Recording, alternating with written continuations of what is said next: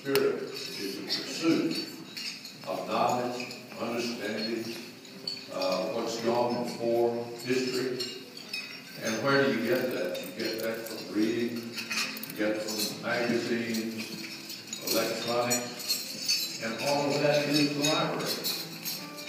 I would say to young people, just think of here in Memphis, in this city, it is one of the most welcoming cities for participation that I know of. And I've lived all across the state of Tennessee. I'm a native of Middle Tennessee. I love it there. And I love East Tennessee. But right here in this area, if you want to go to a group and say, could I come and join with you, or how can I help? Nearly always you will be welcome. And as you do that, perform a task and show your concern, I think it continues from that point. You get more enthused about it, people get enthused about you and what you can do. So I would urge young people to seek out something that sounds interesting and go give it a try. Usually a public library community starts just this way. A group of moms think there should be a library. They gather up all the books in their house and they take them to some church basement or somebody's porch. And they set them out there, and then somebody writes down everybody's name and takes up a book and they send them out bring back. In fact, one of the great stories about Murray Buckner is that she started the Raleigh Branch Library with tomato cartons. They had to bought the books in the tomato cartons, and they used the cartons like this so that they were the shelf. So almost all of the suburban libraries here started with a group of moms who said, I can't even imagine a city without the greatest possible library that it can muster up, imagine, and bring to reality. The building that was on the site where the library currently is was erected for a department store chain named J.B. Hunter. It was a discount department store with rather decent.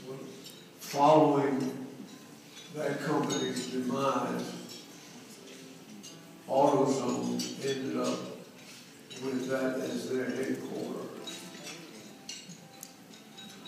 And AutoZone had actually overgrown that site itself. And I was very anxious to get AutoZone to come downtown here and be a part of Peabody Place. And John Dewes, who works with me, and I had many conversations, first with one another, and then we got interviews with Ted Hyde and John Pontius. And we would come over to the AutoZone location of Old Papa. First we were invited, second we were almost uninvited. I guess we were not insistent. In any event, we made it our business when we would come over there early in the morning to bring muffins from the Peabody.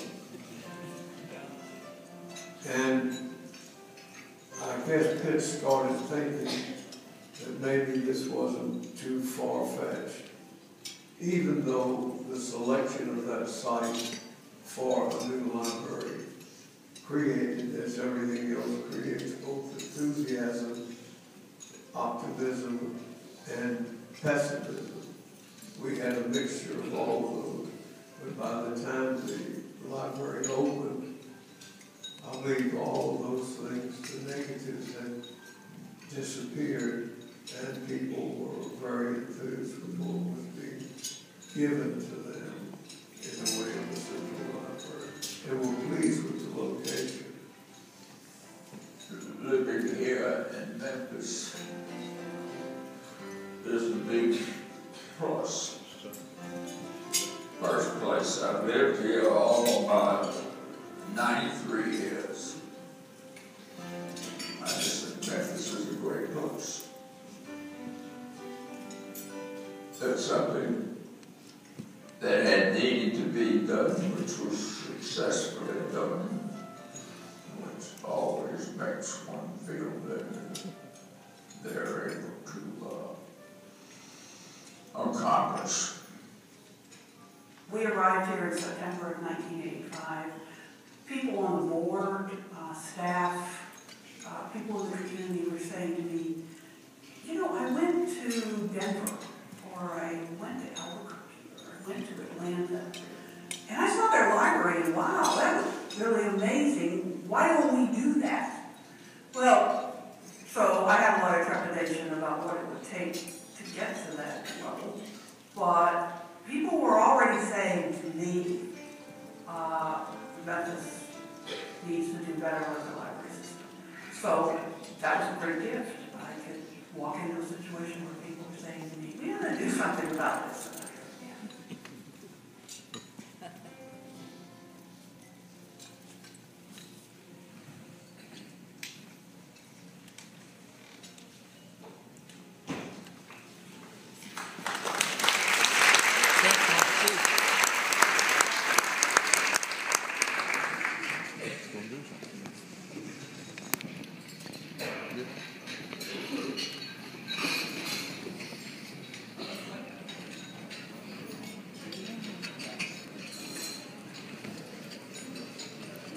Good morning.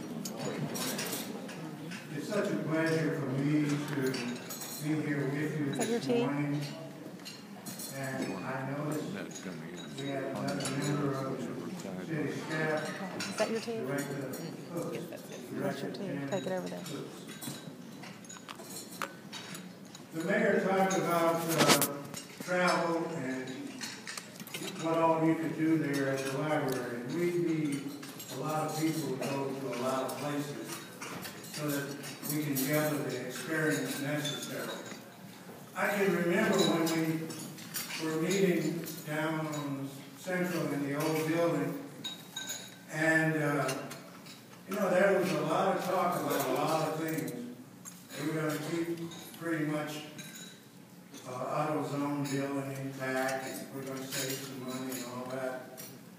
And they didn't tell me, but the next thing I heard was about a fundraiser, and that each individual was going to be putting some money in there.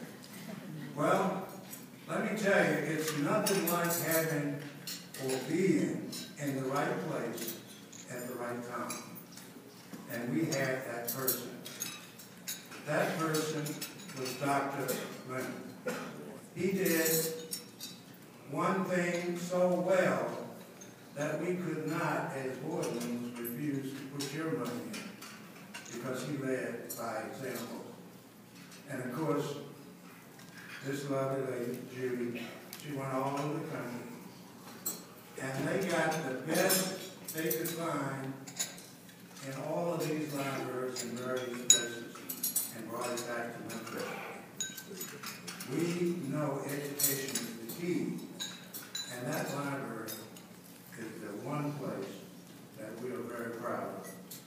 And I'm happy to say and to be a part of it. Thank you for allowing me to do that.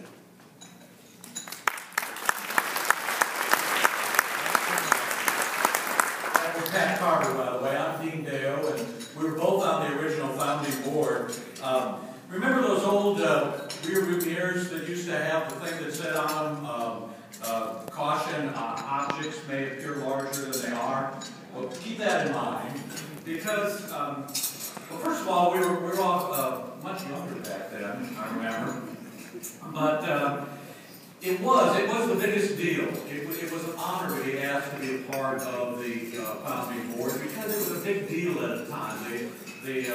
As Judy said, we were being compared to all these other cities, and we were going to build this library that was so much better. And when they decided that AutoZone building had to be torn down, and there was going to be a brand new structure, and I can remember feeling so good. I had been on a couple of campaigns, but no one had done $20 million. In fact, you know, St. Jude was probably doing $20 million back then, but there were no campaigns like that, and I can remember feeling very honored to be on the board. I remember coming to the first meeting, and I think it was Judy that said, all right, now here's the deal. you've been hearing all this stuff, you've been reading all this stuff, the city's going to do all this great thing, they're going to build this great library, but you need to understand that they're only paying for the building. The inside is going to be empty. Empty. No shelves, no chairs, no desks, no computers, no books. And she said, all we think it's going to take is about $20 million in order to fill that place up. And I'm sure there was shock on the face of every person on that board at that time. I grew up in libraries. My mom was, as Judy said, was one of those ladies that in the town that I grew up in, and she didn't have a degree in library science, but she ran the library, and so I grew up around the library, so it was fun to do. But it was a huge task, and I'm not sure that any of us thought that it was something that was, at that moment, something possible, but it didn't take us long, and once the building started going up, we all thought we were just going to be there for some groundbreaking and some parties and some grand openings, and didn't know all the hard work that was going to be done as part of it. And one of the quick story, one of my favorites, I remember one of the grand openings. We had a big deal. We had a big stage set up in the library in the parking lot, and they had all these bands, and I was at the podium. I think there were 3 of us at the podium at the time. This lady comes up from the side, and she has a little card, and she hands it to one of the people, and said, would you please read this? And they read the card, and it said, would the owner of the black Ford with the license number such and such, please come over here? And it was kind of quiet, and then I said, wait a minute, that's my car. And so I quietly left the stage and went over, and someone had rammed into my car as it was parked in the parking lot. So I have very fond memories of a number of things from the library. But in the end, the task was completed. I got to work with a fabulous group of people. It was successful. $21.7 million later. The inside was fabulous.